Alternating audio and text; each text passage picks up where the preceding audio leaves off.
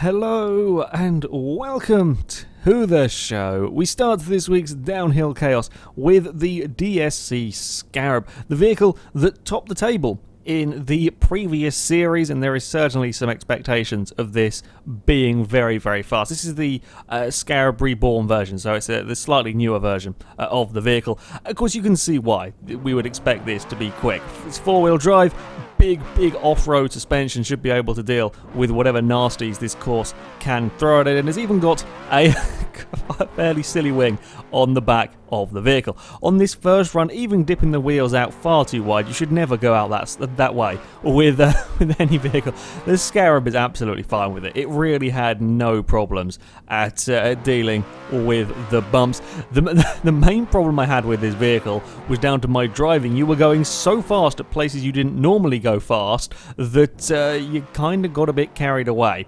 That time, I just wasn't expecting the vehicle to be as quick coming up sort of over that crest. I got a lot more airtime than I'm used to, and when the vehicle's in the air, it's not braking or steering, and I may have fallen off the mountain and snapped a couple of wheels off and bent some other stuff around.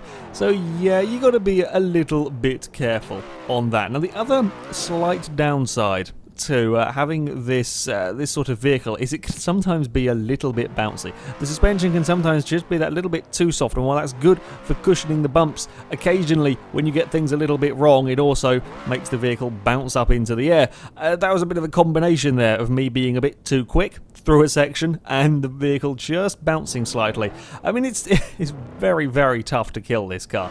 It is a very, very strong vehicle, but yeah, you got to be careful. And of course, with them exposed wheels, it's very easy to snap a wheel. Again, carrying a little bit too much speed. Now, there wasn't quite as much grip in this vehicle as I expected. It doesn't feel like there was as much grip as you got with the Polo rally car even, when certainly coming through some of these corners. The other scary thing with this, in having softer suspension, at the high-speed corners, it gets a little floaty.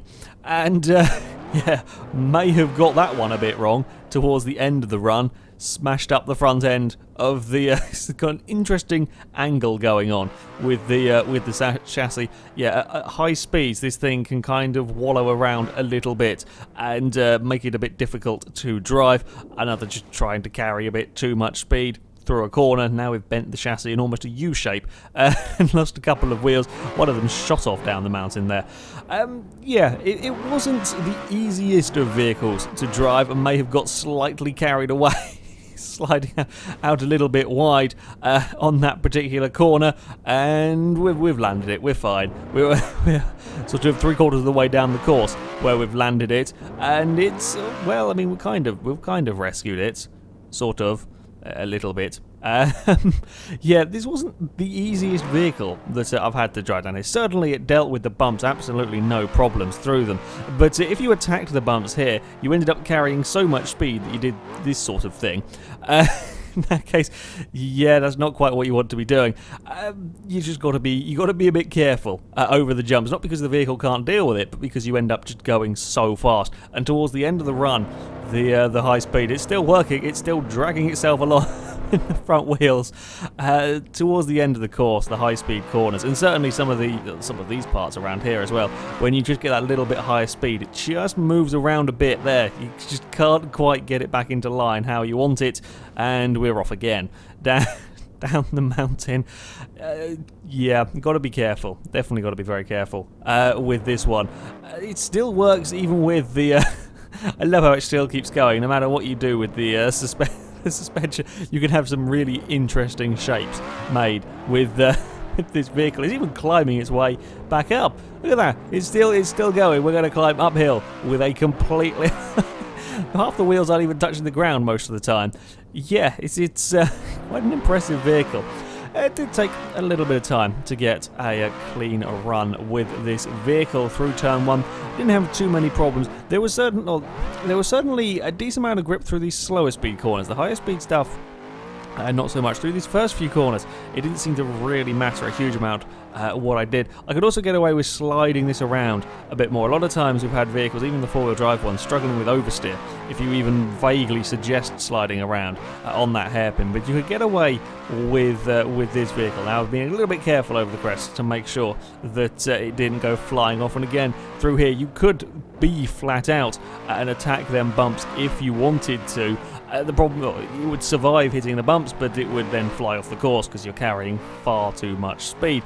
This turn here, I struggled a little bit. I struggled a bit to get the buggy to carry any speed through there. I think it was partly to do with it's a bit of a higher speed corner and the car doesn't really like it. Also, got to be careful with the bumps on the inside. The buggy, it just wasn't completely happy. Through the tunnel we could carry some decent speed. This is where it gets very scary with the Scarab's high speed wandering around, but it is down towards the final corner with a little bit of a twitch and across the line we smacked the wall, but we did finish before smacking the wall, so yeah, it's okay, we're fine. I mean, we bent up a wheel. We can kind of helps us do celebratory donuts, kind of digs in on that corner. Yeah, the Scarab made it down the course. A couple of little scares for the vehicle, but otherwise, what did you expect from this? It's going to be good when it comes to an off-road course like this. Our next vehicle, it is I call it a Bolide. The pronunciation is slightly differently, but bugger it. It's the game's standard supercar. About as far away from the Scarab as you could get. You can't get much further, and the ground clearance is none. The suspension travel is not very much.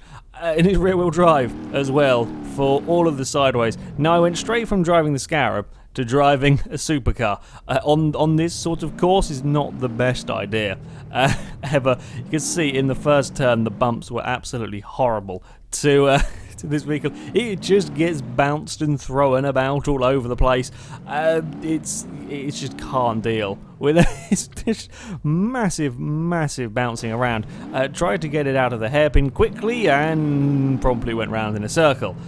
So you don't really have a huge amount of traction in this car. But worst of all is it's just trying to you bounce around on the bumpers. The suspension, it may as well not exist. You are literally just bouncing around on the bumpers. The next time, I managed to spin on the way out of turn 1, which was really very clever. I hoped to turn the car around to carry on. Promptly managed to get it beached on a small hill. It wasn't having any of it. I don't know quite what I got it caught on. It really wasn't too keen on going. I did eventually, with a slight reverse and slight realign myself, I did manage to get the vehicle over the hill. But yeah, it didn't like that particular bit. You can just see how much the car is being chucked around on this course. That's not what you want it to be doing coming into the corner. That's one of the few times that I've spun a vehicle out because it's bounced itself around, rather than just me being a fool on the throttle and trying to use a bit too much power. That it just bounced around and there was nothing I could do about that one. Coming through the tunnel, it is a little bit scary on the exit when I was just sort of driving normally and the front decided it was going to flounder around and we've slightly fallen off. This car is an incredibly strong sort of body. You have to do a hell of a lot of damage to deform this vehicle. So while yes, it lost the front bumper and slightly bent the rear up, the car was remarkably intact. Again, bounced out wide this time and just clipped a tree, spinning the supercar around in a circle, and then we didn't quite have the turning circle to get going again.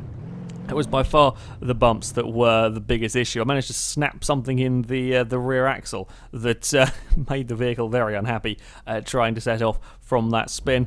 After a bit of practice, I did get a clean run all with this vehicle, but it's the bumps that you've really got to worry about. You can see it on its way down into the first corner. The first corner is a pretty simple corner for for this track, but it's just being thrown about all over the place. Now, the other rear-wheel drive cars that we've had come down here have it's been the traction that's often caused them problems. It's just spinning the wheels up. It's certainly easy to spin the cars. This one, you fight the vehicle bouncing around so much that the fact that it's rear-wheel drive never really matters. The fact that it doesn't have a huge amount of traction pales into insignificance compared to the fact that it just simply cannot do the bumps, which is, you know, you'd expect that from a supercar on this particular course. Fortunately, it is a very strong supercar, so you can bounce the nose off the floor and the back of the car off the floor, and it doesn't actually kill it. It does survive. It survives the course very well. It's a very, very strong vehicle, but yeah, it's not really ideal. It's also certainly at the higher speeds on tarmac, this vehicle can be a little bit of a pain to drive. On here, you never really get it up to the high speeds where it becomes twitchy. I didn't have that problem with the vehicle, but that's probably because I wasn't going quick enough. I just couldn't get it up to a speed where I'd have issues. Through the tunnel this time around, we do lose the front bumper, but make it out the other side okay, and then it's up towards the final corner using a little bit of speed. Still not a huge amount that we can use. Very nearly brushed the tree on the inside, and we are across the line. I wouldn't have wanted to have been in the car. It would be a very spine-shattering drive down that course, but it made it to the finish line with only a missing front bumper, a little bit of damage to the front bits, and the headlights, they still work. The pole headlights are still working. I mean, it's slightly bent, the bonnet there, but it keeps intact. Like, the car keeps in one piece very, very well, but it does not like the bumps at all, as you would expect with this sort of vehicle. It just can't deal with them whatsoever. Our third and final vehicle for today, it is the Opel Vectra. Yes, we're going to give the Vectra a chance down this course.